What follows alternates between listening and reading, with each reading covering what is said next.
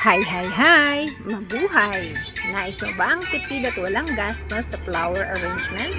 Halika, tingnan natin ang aking mga ginamit mula sa aking bakuran. Ayan, gumamit ako ng costus plant. Tinatawag din itong ginger red plant.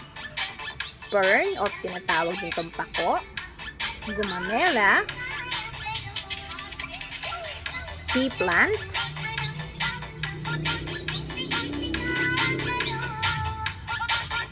Gumamit din ako ng white angel.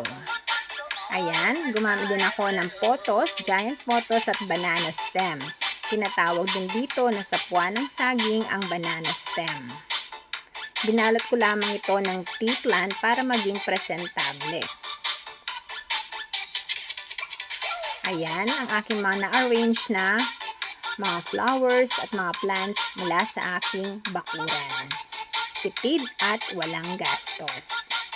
Ang importante, naalala nating puntahan ang ating mahal sa buhay.